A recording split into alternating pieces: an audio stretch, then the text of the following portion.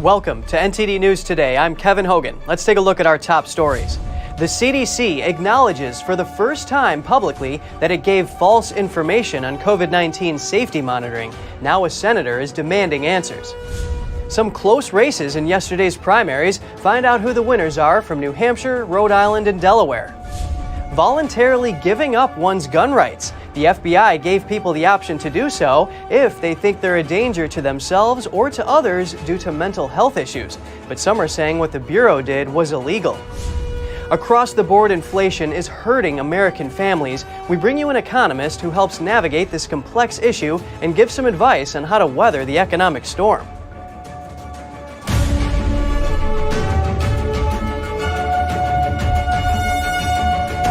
The Centers for Disease Control and Prevention has acknowledged publicly for the first time that the agency gave false information about how it monitored COVID-19 vaccine safety. That's according to a recent letter made public Monday. NTD's Jessica Beatty has more on what the CDC director said. CDC Director Dr. Rochelle Walensky recently said in a letter to Republican Senator Ron Johnson that the agency did not analyze certain types of adverse event reports at all in 2021. Even though the agency previously said it did. It goes back to a promise the CDC made earlier in the pandemic. The agency said it would perform a type of analysis called Proportional Reporting Ratio, or PRR, on reports submitted to the Vaccine Adverse Event Reporting System. In July, a CDC official told the Epoch Times the CDC started performing PRRs in February 2021. But just weeks later, the CDC said that official was wrong. Instead, it said it performed the PRRs this year from March 25th to July 31st. Walensky's new letter to Senator Johnson shows that Walensky is aware the CDC gave false information, but she did not explain why that happened. Now Senator Johnson is demanding answers. He asked Walensky why the CDC did not perform PRRs until March of this year and why the agency misinformed the public. Back in August, a CDC spokesperson told the Epoch Times, at no time have any CDC employees intentionally provided false information. They claimed the false information was given because the CDC thought the paper was asking about a different type of analysis called empirical Bayesian or EB data mining. But the paper says it specifically asked about PRRs. The CDC still has not provided the results of the PRRs to the Epoch Times or Johnson. Walensky alleged in her new letter that EB data mining is more reliable and that the PRR results were generally consistent with the EB data mining, revealing no additional unexpected safety signals. But Senator Johnson said because the CDC hasn't shared those results with Congress or the American people, the public cannot verify whether what she said is true or not. NTD reached out to the CDC for comment. Jessica Beatty, NTD News. More on the vaccine. The Biden administration is not enforcing their COVID-19 vaccine mandate for federal contractors. This follows a court decision that enables the government to enforce the rule in some places. The White House quietly updated its website to say the government won't implement President Biden's executive order. The order mandates COVID-19 vaccines for federal contractors. This applies to new workers as well as people with an existing contract. That's not the only update. They also clarify that contractors can screen themselves for COVID-19 symptoms and don't need to be verified. The government didn't respond to a request for comment on why it decided not to enforce the order. On their website, it says they want to comply with ongoing litigation. According to current court decisions, they could enforce the order in 39 states. In other news, nearly 1,300 New York Times employees are telling their management team they would rather go on strike than return to the office. They were supposed to return to the office this week, but they simply refused. The workers issued a letter saying they will continue to produce high-quality work remotely. Backed up by the Times Guild Union, the workers say if managers try to force them into the office, they will go on strike. The union argues any return-to-office policy should be part of a negotiated contract. The Times management says it has listened to employees to design a gradual and flexible return to office. Documents are surfacing showing the FBI asked some people to sign away their gun rights voluntarily. A national gun rights group says what the Bureau did was illegal. Here's that story. FBI officials asked some Americans to fill out a form, which led to their records being added to the National Instant Criminal Background Check System, or NISC, which prohibits them from buying firearms. It's a system that licensed gun dealers can check to see if a purchaser can legally own a gun. This is the form where people could declare that they have a mental health condition and are thus a danger to themselves and to others, or they can't manage details of their life. Republican Senator Marsha Blackburn said about the forms, "You cannot sign away your constitutional rights, despite what the FBI wishes. Under federal law, a person is prohibited from buying or owning firearms only if he or she has been deemed to be mentally defective or committed to a mental institution." Another indicator that the form is not legal is that there is currently a bill in the U.S. House that would change federal law to allow for people with mental health issues to put themselves onto a do not sell list for firearms. The lawmakers who introduced the bill say it aims to curb gun suicides, which they say happens more than 20,000 times a year. They say 6 out of 10 gun-related deaths are suicides, and that such a list could help prevent people from dying. National gun rights group Gun Owners of America says the people who filled out the FBI's form weren't supposed to be entered into NICS. They wrote a letter to Attorney General Merrick Garland in the FBI explaining that the law on background checks says if a person is wrongly entered into NICS, the agency has 30 days to remove the record. NTD reached out to the FBI to ask why they handed out the forms and if they'll abide by the 30-day deadline, but didn't hear back before broadcast. The forms were given out between 2017 and 2019. An FBI spokesperson told the Daily Caller, which first reported about the forms, that they were discontinued in December 2019. Turning now to politics, the last of the primary elections wrapped up last night. Midterms are now just 8 weeks away. We first take a look at the races in New Hampshire. NTD's Jeremy Sandberg takes us through the results.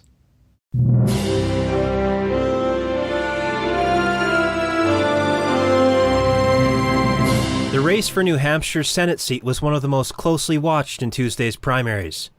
New Hampshire is a battleground state that analysts believe will play a part in determining control of the 100-seat Senate. Incumbent Democratic Senator Maggie Hassan easily won her party's nomination against her token contenders with close to 95% of the vote.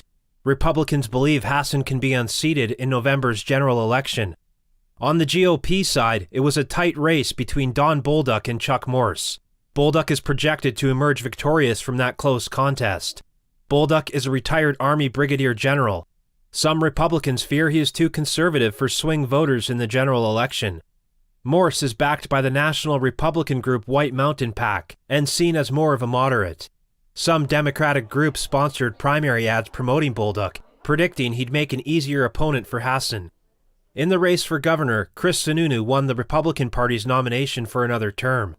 Democrat Tom Sherman ran unopposed. Sununu is heavily favored to beat Sherman. Many national Republicans were disappointed Sununu chose not to run for Senate and instead opt for re-election, as they felt he would be able to easily defeat Hassan. In New Hampshire's House primaries, Carolyn Levitt beat Matt Mowers in District 1 on the GOP side. Levitt worked in the Trump White House as assistant press secretary. For Democrats, incumbent Representative Chris Pappas ran unopposed for his party's nomination. Pappas is perceived as one of the most vulnerable House Democrats by Republicans. For District 2, Democrat incumbent Annie Custer ran uncontested. She will likely be challenged by Bob Burns in the general election, who is projected to win on the Republican side. Republicans only need to pick up 4 seats to take control of the 435-seat House. Both of New Hampshire's seats are expected to be competitive in November. Jeremy Sandberg, NTD News. And in Rhode Island, incumbent Governor Dan Mckee wins the Democratic primary. It was a narrow victory with the second and third contenders close behind him. Mckee beat former CVS executive Helena Foulkes and Secretary of State Nellie Gorbea. Foulkes saw a late surge in the polls and won a last-minute endorsement from the Boston Globe's editorial board. Mckee ran an ad during his campaign featuring a special guest, his 94-year-old mother. In that video, he touts his accomplishments during a game of cards with her, to which he replies, "Not bad for a governor that lives with his mother." That one stuck. Some of his supporters echoed that line at his victory speech. Mckee will face the Republican nominee Ashley Kalus in the general election. Kalus is a business owner and political newcomer. Mckee is heavily favored to win in the blue state. Primaries in all states are now wrapped up, except in Louisiana, which votes directly on November 8th. Louisiana uses a top 2 system. All candidates are on the same ballot, regardless of their party affiliation. If no candidate gets over 50% of the vote to win outright, the top 2 finishers advance to a second election in December. And President Biden makes an impromptu appearance in his home state of Delaware. He made the trip to cast his vote in the state's primary election, despite being able to vote by mail. The president was accompanied by First Lady Jill Biden for the trip. The pair flew in via Air Force One to their weekend home in Wilmington, Delaware. 2 motorcades and local police protection also mobilized for the brief jaunt. Asked why he had decided to fly in yesterday, Biden simply said, to vote. And he was only in the state for about an hour. Biden is able to vote by absentee ballot, so it's unclear why he made the extra trip. There was also early in-person voting over the weekend when Biden was home. Sitting presidents often return home to vote, but critics point out that using the plane doesn't accord with Biden's focus on clean energy and costs taxpayer money. Polls closed at 8 p.m. last night. There were no high-profile races listed on the ballot. Next, we discuss inflation in the U.S. It remained high in August. We bring you an economist who breaks down the numbers and gives some advice to Americans. Joining us now is free market economist Vance Ginn. He's also the founder and president of Ginn Economic Consulting. So glad you can make it on today, Vance. Thank you. It's a pleasure to be with you. The U.S. inflation rate came in at 8.3% in August. This is a little bit more than the market forecast and slightly less than the reading in July. Can you give us an indication of why that's the case? Well, one thing that we're seeing is inflation continues to go up and at a rapid pace. You know, some say that the inflation rate, especially the Federal Reserve, they try to target a rate of close to 2%. Well, we're 4 times higher than that right now as we're seeing prices go up all around us. Gasoline prices are still up 25% year over year. Just that headline rate of inflation of 8.3% is the highest since January of 1982, so more than 40 years ago. And if you exclude the more volatile food and energy, prices are still up 6.3% over the last year, which is the highest since August of 1982. So in other words, we've got a lot of inflation, and it's not just energy and food, it's really across the board. And we're seeing that go up more and more over time, which is hurting a lot of families who are already struggling to pay the bills and everything else. And so this is just a big time struggle for many people that are out there.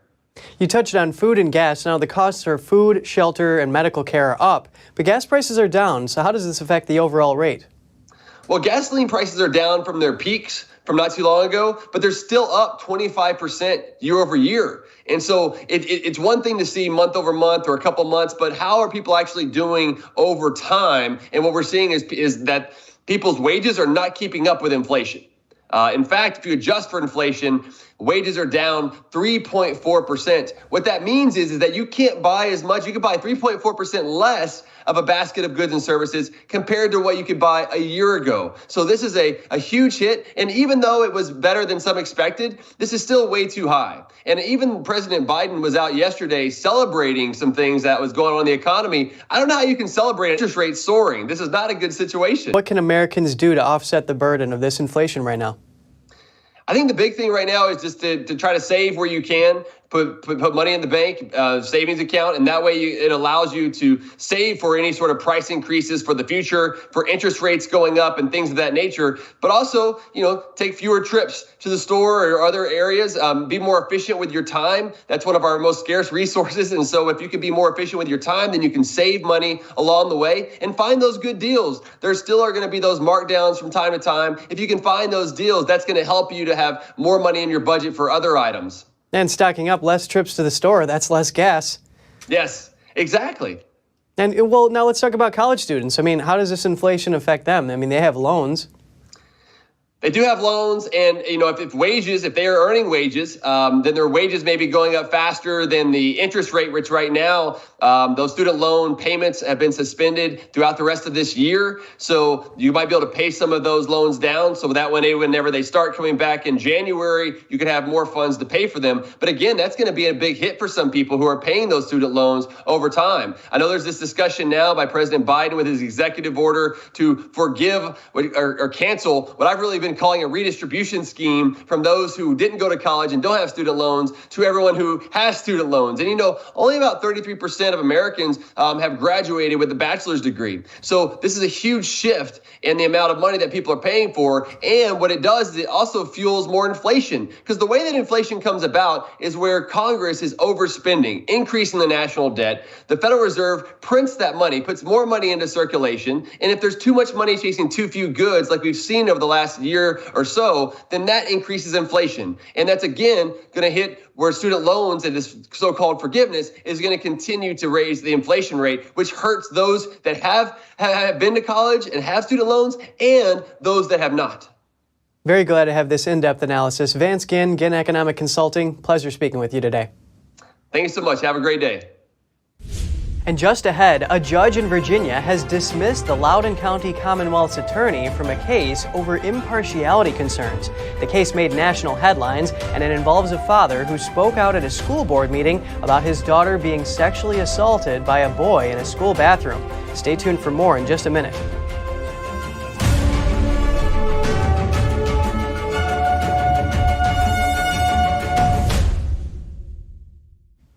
An update on Special Counsel John Durham's probe into the FBI's Crossfire Hurricane investigation.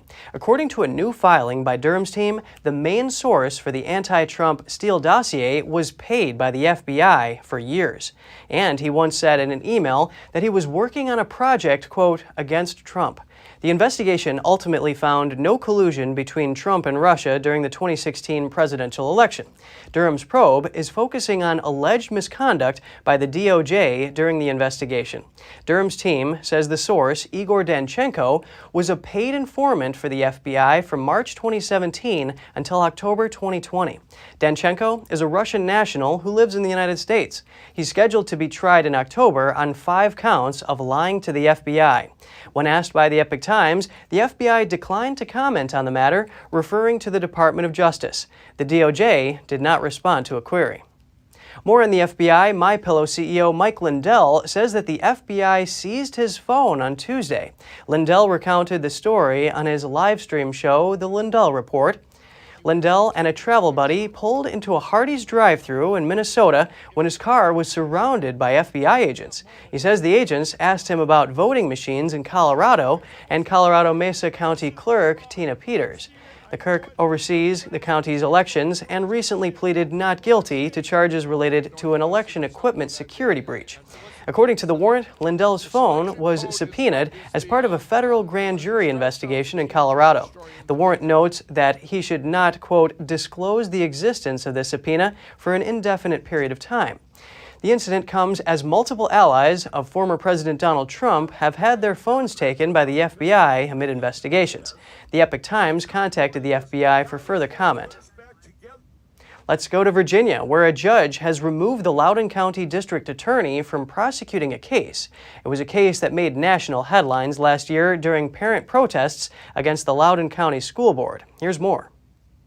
Back in June 2021, a father in Virginia named Scott Smith made national headlines by protesting the Loudoun County public school system at a school board meeting. He said his daughter was sexually assaulted in the girls' bathroom at her high school by a boy in a skirt. The school district transferred the boy to a different high school, where he assaulted another girl. The allegations sparked more parents' protests against the school board and became a focal point during the gubernatorial election that year. The male student was later convicted of sexual assault, and Smith was convicted of a misdemeanor for disorderly conduct at the school board meeting. The father has been trying to appeal. Earlier this month, Judge James Plowman from a Virginia Circuit Court removed Loudoun County Commonwealth's attorney Buddha Bibarai from prosecuting Smith on the charge of disorderly conduct. The judge wrote, quote, "The concerns about the public confidence in the integrity of the prosecution, as well as the defendant's concerns regarding the impartiality of the Commonwealth's attorney, are sufficiently grounded. As a result, the integrity of the defendant's due process rights is in jeopardy and must be protected." Smith's attorney welcomed the decision, telling Fox News, quote, "The court's order today has corrected in some measure the injustice created by Mr. Bibarai's bias against Mr. Smith, and the court has restored his hope for a fair trial on the remaining charge against him in his quest to protect his beloved daughter. We are very grateful for the court's ruling." Stafford County Commonwealth's attorney Eric Olson will now handle Smith's appeal on the count of disorderly conduct. Bibarai, who's reportedly backed by billionaire George Soros, told WTOP, quote, "I'm surprised by the court's decision since I was never given the opportunity to come back and have conversations about the disorderly conduct." On to social media. A Twitter whistleblower testified before senators on Tuesday. He said that Twitter executives appeared unmoved when they were notified of allegations that a Chinese spy was working for the company.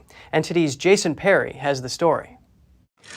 What I discovered when I joined Twitter was that this enormously influential company was over a decade behind industry security standards. Peter Zatko, also known as Mudge, is the former head of security at Twitter. He testified that many Twitter employees had unnecessary access to users' personal information. And this kind of vulnerability is not in the abstract. It's not far-fetched to say that an employee inside the company could take over the accounts of all of the senators in this room. Senator Chuck Grassley explained that it was more than just Twitter employees with such access. Because of Mudge's disclosures, we've learned that personal data from Twitter users was potentially exposed to foreign intelligence agencies. Senator Mike Lee wanted to know why Twitter hasn't done more to increase data security. I think they would like to, but they're simply unwilling to put the effort in at the cost of other efforts, such as driving revenue. I'm reminded of one conversation with an executive when I said, I am confident that we have a foreign agent, and their response was, well, since we already have one, what does it matter if we have more? Let's keep growing the office. NTD received the following reply from Twitter. Twitter's hiring process is independent of any foreign influence, and access to data is managed through background checks and other measures. The Delaware judge overseeing the Elon Musk versus Twitter case ruled last week that Musk can include new evidence related to Zatko's allegations in the trial, which is set to start October 17th. Jason Perry, NTD News. The National Transportation Safety Board, or NTSB, says they found the wreckage of a floatplane on the sea floor. It crashed into waters near Washington State last week. The NTSB said the depth and motion of the water hid the wreckage for several days. They used sonar to locate the wreckage of the plane. It was about 190 feet below the surface of the Puget Sound near Whidbey Island. Because of the depth and the currents, the NTSB is seeking a remotely operated vehicle to recover the wreckage. The agency says they can't determine the cause of the crash until they find more of the wreckage.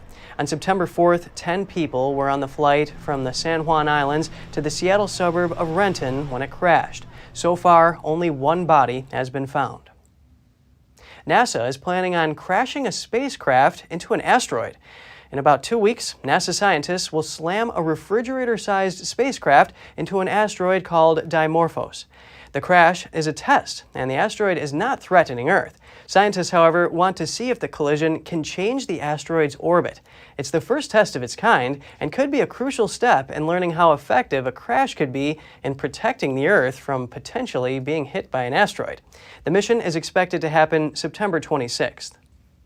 And if you have any news tips or feedback for the show, don't hesitate to email us at news.today@ntd.com. And coming up, for Beijing, is controlling its own citizens more important than national defense? Their budget seems to indicate it is. We examine the growing gap between what it calls stability funding and military spending.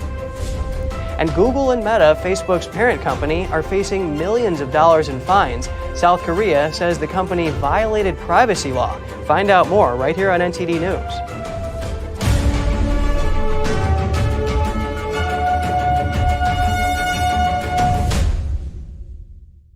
Freedom is not free, and neither is the truth. In order to bring you the facts, our reporters are out there on the front lines getting the true story. Some of them served 10 years of prison in China. We've been censored on social media. Our Hong Kong printing offices were set on fire, and we've been repeatedly attacked by the Chinese Communist Party. But no matter what, we believe that you deserve the truth, and so we continue to bring the truth to light. Head on over to getepic.com and try honest journalism that is based in truth and tradition. We'd love to have you on board. Hi, I'm Smokey Bear, and I made an assistant to help you out, because only you can prevent wildfires. Hey, Assistant Smokey Bear, call me Papa Bear, because I'm grilling up dinner. Do you get it? Yes, good job. So, what should I do with all these coals? Don't just toss them out. Put them in a metal container because those embers can start a wildfire. I understand. The stakes are high. Ha, ha, ha, ha. See, Smokey thinks I'm funny. That was a shooting gallery up there. I could hear the tremble in his voice. She suffered a fairly severe beating. The video is pretty graphic. Justice for us seems almost impossible. It's not fun to watch somebody die, and they knew she was in mortal peril. They have not asked the hard questions. Why was the Capitol intentionally unsecure that day? The FBI had information about security concerns before January 6th. They're out for blood, and they're getting it. They appear to be winning. Were the actions of the Capitol Police out of line? Were there violations in use of force? Now I describe it as an inside job. I'm ready to do whatever God calls me.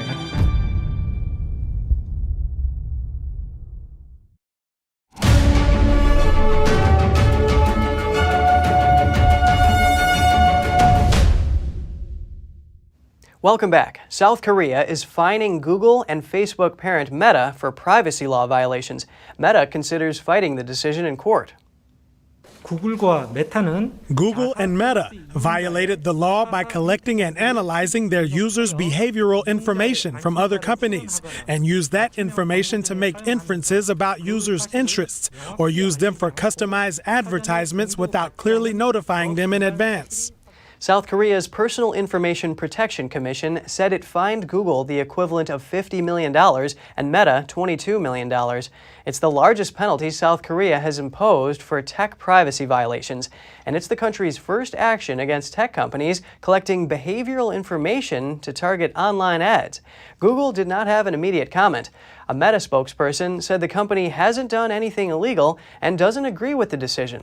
The spokesperson said Meta could go to court. In recent years, other countries have also gone after Facebook and Google over their privacy practices. In 2019, France fined Google $57 million, and they fined Facebook $267 million in 2021. Germany is in a legal confrontation with Meta to stop their data gathering practices. For the first time in years, North Korea has released propaganda posters about its nuclear weapons. The country enshrined its nuclear policy into law last week.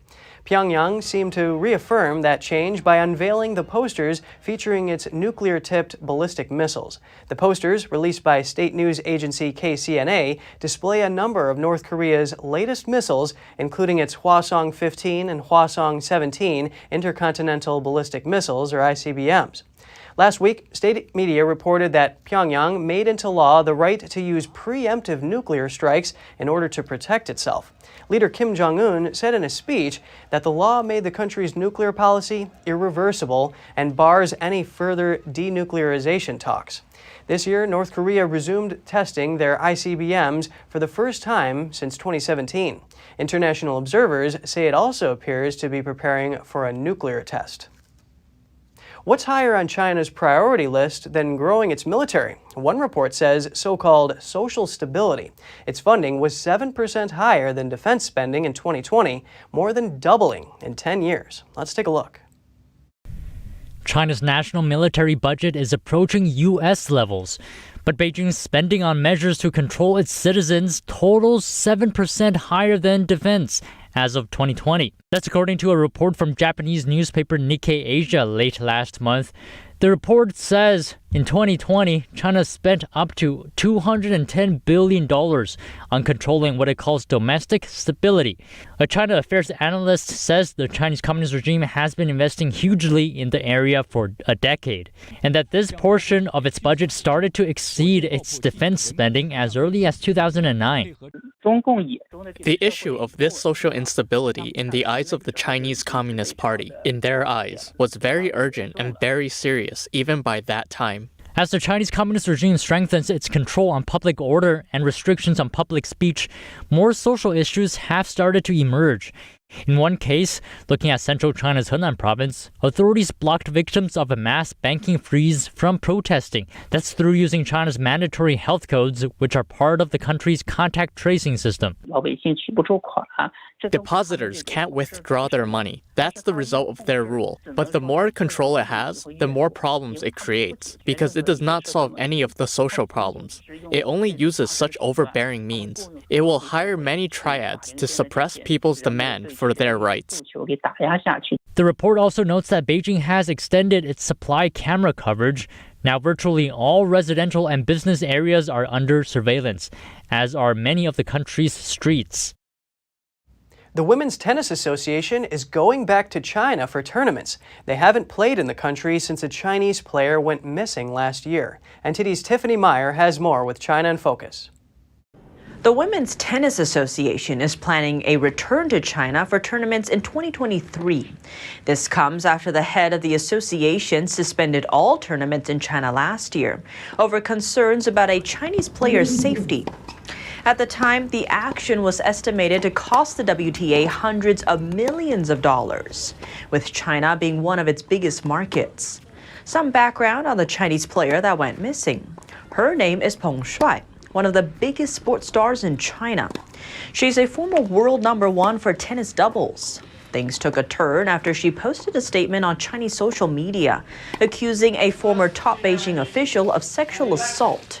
Within 20 minutes, her post was removed from Chinese internet websites, and Peng disappeared from public view. Many in the West were concerned about her safety. The WTA was among the first at the time to call out Beijing and question Peng's safety, followed by the White House. Later on, staffers from Chinese state-controlled media outlet posted video clips of Peng as proof that she's alive and well. But the WTA wasn't pacified. The head of the organization, Steve Simon, suspended tournaments in China, one of its biggest markets. In a statement, he said in good conscience, he doesn't see how he can ask WTA athletes to compete there when Peng Shuai is not allowed to communicate freely and has seemingly been pressured to contradict her allegation of sexual assault.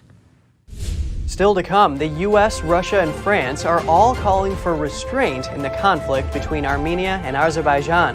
The two countries last fought a war in 2020. Stay tuned for more right here on NTD News.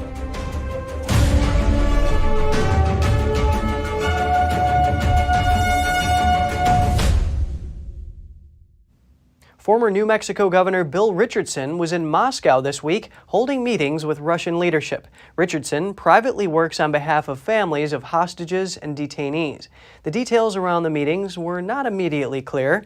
However, the trip comes as the Biden administration works to free two Americans who the State Department classifies as wrongfully detained, Brittany Griner and Paul Whelan. The spokesperson for the Richardson Center declined to comment on the story. A senior Biden administration official did comment, saying anyone going to Russia is going as a private citizen and they don't speak for the U.S. government. The administration has repeatedly said that working to secure the release of Griner, Whelan, and other Americans wrongfully detained abroad is a top priority. Border clashes between Armenia and Azerbaijan have killed at least 49 Armenian troops. The fighting has raised fears of another full-fledged war in the former Soviet Union. Russia, the U.S., and France have all called for restraint. The governments of Russia, the US and France are all calling for restraint after fighting between Armenia and Azerbaijan on their shared border has killed at least 49 Armenian troops, according to the Armenian government, and raised fear of another full-fledged war in former countries of the Soviet Union.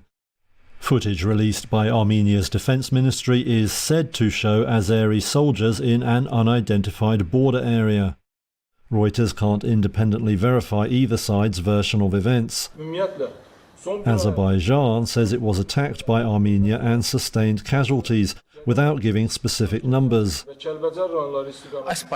Armenia, however, says several towns on the border were shelled early Tuesday morning, and that it responded to what it called a large-scale provocation. And in Parliament, its Prime Minister said that Azeri forces had attacked because Azerbaijan didn't want to negotiate over the status of disputed territory, Nagorno-Karabakh. That was at the centre of their last war in 2020. Russia is the main power broker in this area and has a military base in Armenia. But Azerbaijan is backed both militarily and politically by the Turkish government, a NATO member. The war they fought in 2020 lasted 6 weeks. Both Washington and Moscow, already dealing with the Ukraine war, issued statements stating any conflict needed to be resolved diplomatically, although Turkey called for Armenia to, quote, cease its provocations. The last conflict was another chapter in decades of hostilities between the countries. It ended with Azerbaijan making significant territorial gains and Russian peacekeepers deployed to the area. Greenhouses have helped make the Netherlands the second biggest agricultural exporter in the world, but now Europeans may be getting fewer out-of-season fruits and vegetables on their shelves as the energy crisis could see many businesses fail. NTD's Joy Felix has more. Greenhouse owner Peter Weinig would like to focus on growing vegetables, but since Russia's invasion of Ukraine, his life has revolved around gas and electricity prices rather than his red and yellow bell peppers or mini cucumbers. You know, in a greenhouse like this, in the winter times, you need to heat it. His 32-hectare facility in the southern Dutch province of Limburg grows 11 million kilograms of bell peppers per year, many of which end up in German supermarkets. Yeah, when the prices are going up and it will be much more than we are used to, then we have to change our plans. So we must plant less area in the winter. So my plans, and at the moment, is for I think 50% of the acreage will be grown, and the rest will be empty in our greenhouses. With Russia restricting gas supplies in response to Western sanctions over its invasion of Ukraine, European prices have soared to 20 times the level of a year ago. Until recently, Dutch greenhouses used about 8% of the national total of gas. Greenhouses have helped make the Netherlands the world's second largest agriculture exporter after the United States. But the £7 billion industry grew up with the cheap gas and is now facing a crisis that will hasten a switch to other energy sources and could see many businesses fail. Industry group Glassenbouw, Netherlands, say up to 40% of its 3,000 members are in financial distress. That could mean fewer out-of-season fruit, vegetables and flowers in European supermarkets, and production shifting to warmer countries such as Spain, Morocco and Kenya. Some greenhouses have invested in biomass for warmth, though wood is becoming more expensive or unavailable. Some larger greenhouses like Weinig's, have on-site cogeneration plants that burn gas to create both heat and electricity. Many greenhouses need heat more than electricity and can sell excess power during peak demand. Weinig says that gas cogeneration facilities are currently a lifeline. I do not need all the electricity, but the market needs the expensive electricity. So we make electricity, sell it to the grid, and then the heat is sometimes quite cheap for me. Observers say that the current crisis was likely to reshape the industry with the trend towards local production. Joy Felix, NTD News. If you have any news tips or feedback for the show, don't hesitate to email us at news.today@ntd.com. And still to come, Italian cooks are insistent on the right way to boil pasta, but some chefs are concerned about rising gas and electricity bills, and they're tempted to cut corners. And tableware maker Duralex plans to stop production for at least 4 months. The CEO says it's the only choice given the high energy costs in France, where the company is based. We'll have all that and more for you in just a minute.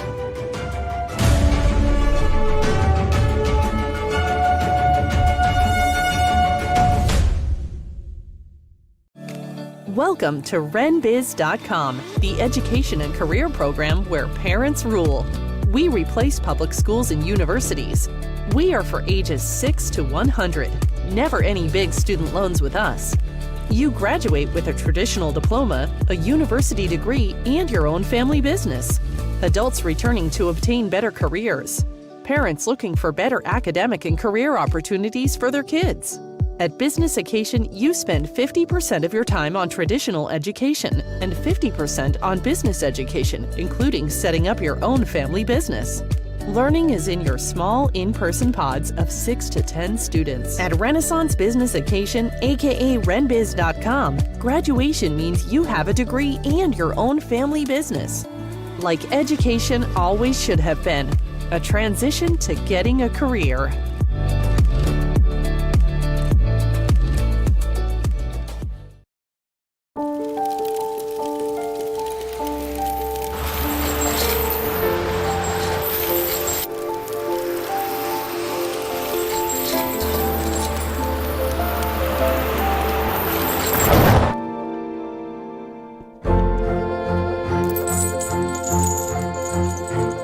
Did you know dragging chains can spark a wildfire? Only you can prevent wildfires. At The Nation Speaks, we don't just scratch the surface. We want to go wide and deep. Our viewers come away with a much richer understanding of the issues of the day. We really make a big effort to bring on different voices onto the show. We don't just talk to experts and newsmakers, which of course are extremely important, but we also want to hear from the American people. So the people who are impacted by the policies and issues that we're talking about, because what they have to say is just as important to the national conversation.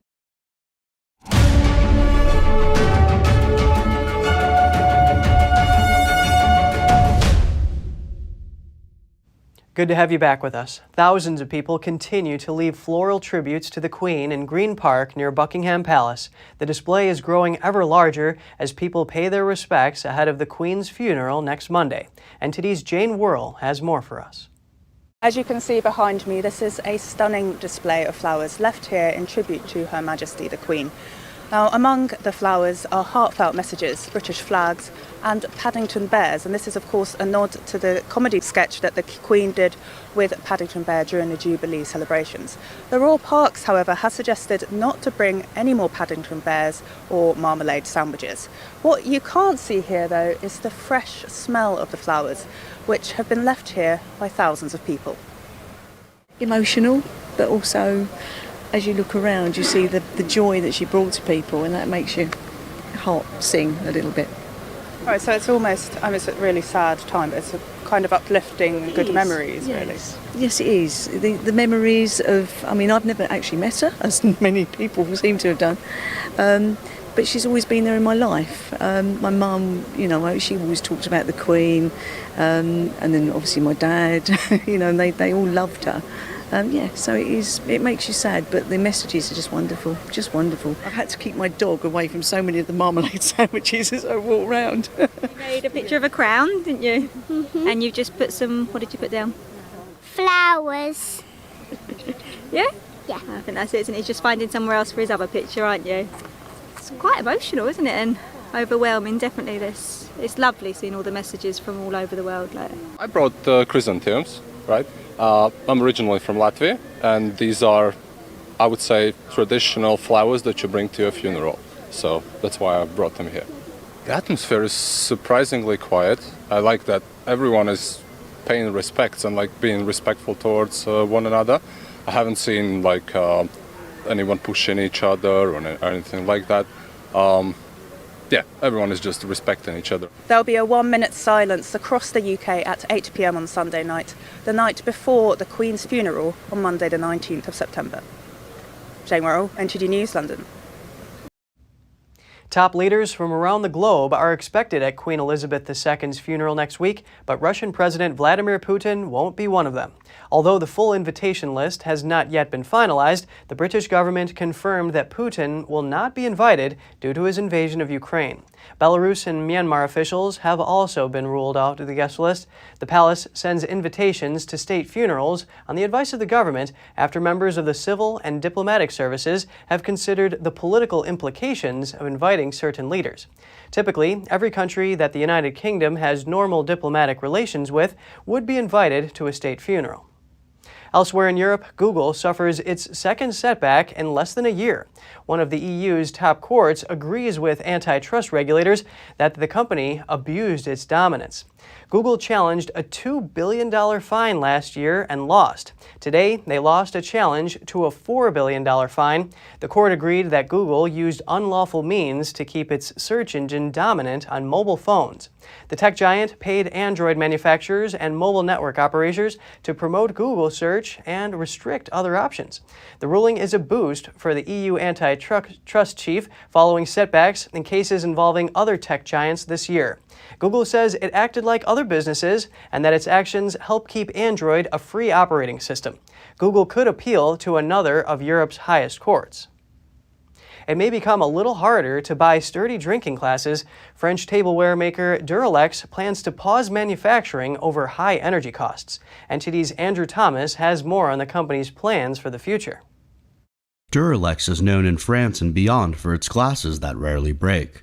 For many, the 77-year-old brand holds sentimental value. In France, this is a brand that has an emotional pull.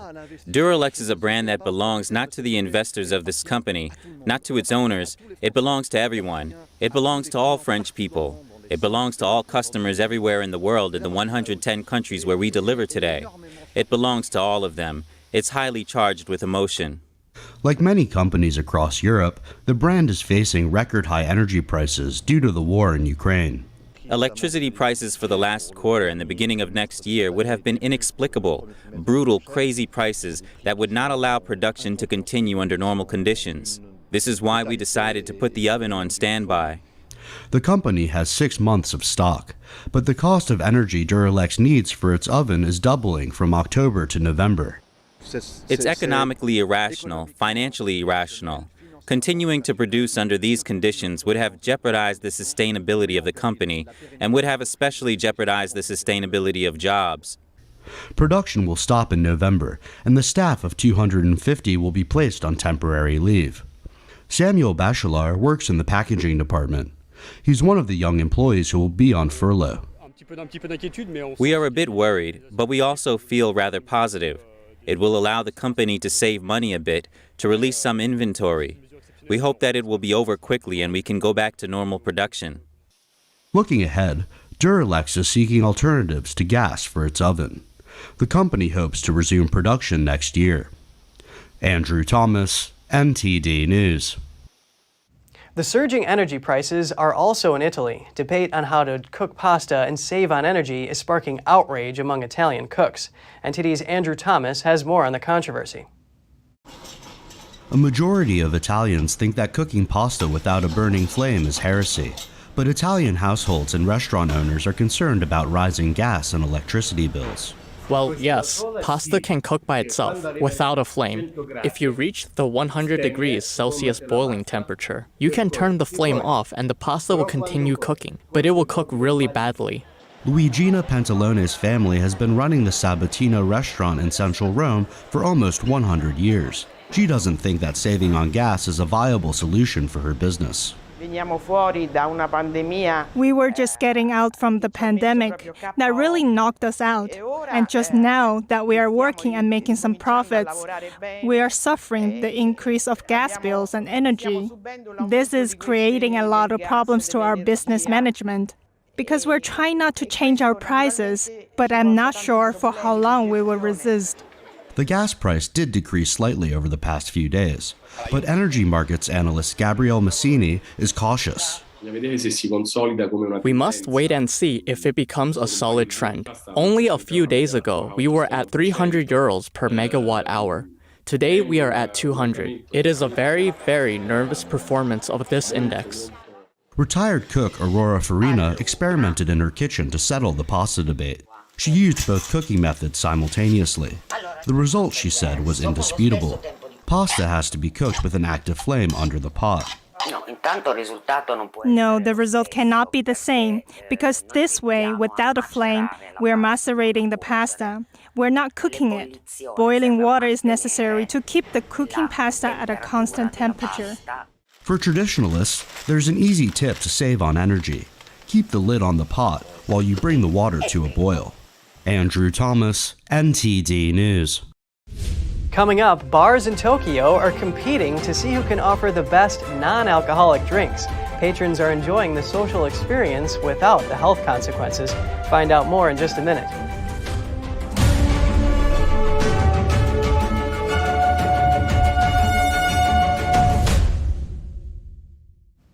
A new bar in Tokyo offers elaborate drinks without the alcohol. The popularity of non-alcoholic drinks is on the rise worldwide. NTD's Andrew Thomas has more on the trend.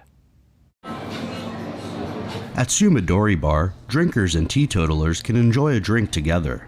The menu includes sugary mocktails and cocktails with alcohol level capped at 3%. According to government figures, just under 8% of Japanese people in their 20s were regular drinkers in 2019. That's compared with about 20% of that age group in 1999. There are fewer drinking parties at my university club, so I don't hear about drinking opportunities nowadays. Maybe that's why there are fewer people drinking. Alcoholic beverages have a strong taste of alcohol. I can't drink that much, so non-alcoholic drinks are easier to drink. Bars are coming up with new ways to improve the experience for non-drinkers. And no-alcohol beer gardens are growing in popularity. Beer gardens are a summer tradition in Japan, but Suntory in Tokyo skipped the beer, offering patrons a lineup of mocktails and non-alcoholic wine instead. The business manager says people enjoy the atmosphere. Consumers at bars don't just enjoy the alcoholic beverages. We think they value more the communication that's generated when drinking.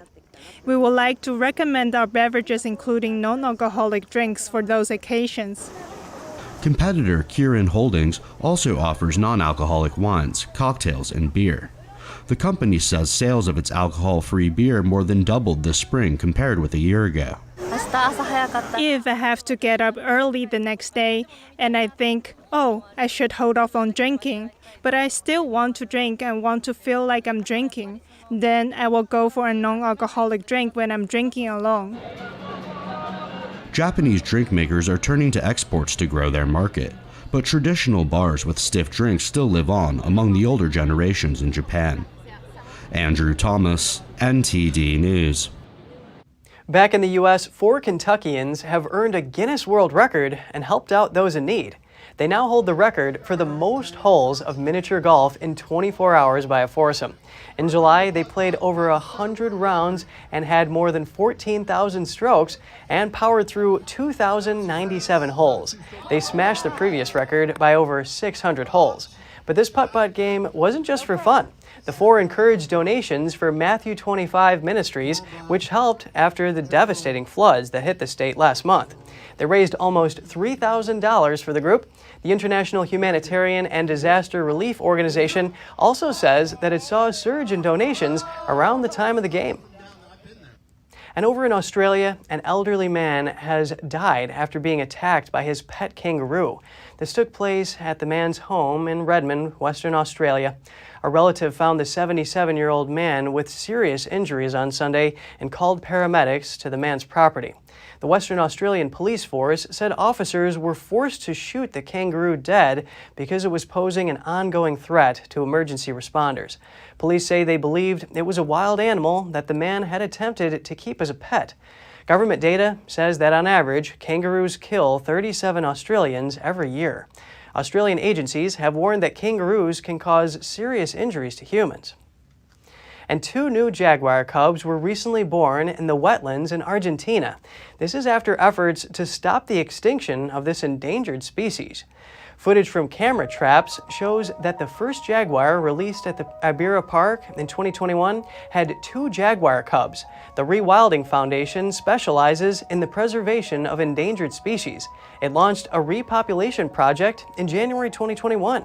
They have reintroduced jaguars to the Ibera wetlands. The birth and survival of these 2 cubs bolster the bid to reverse the trend of extinction in the region. The Rewilding Foundation estimates there are only 250 jaguars living in the wild in Argentina. And that's all for today's program. We're really glad to have you with us. Please send us an email if you'd like to tell us something. We're going to put it on screen. For podcasters, that's news.today@ntd.com. I'm Kevin Hogan, NTD News, New York City.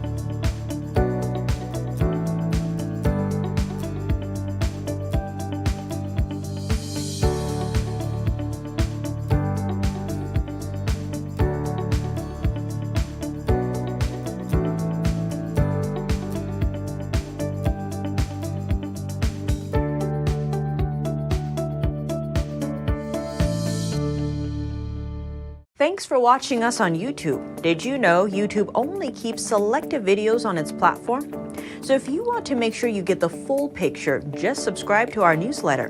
Go to newsletter.ntd.com and sign up. It's free.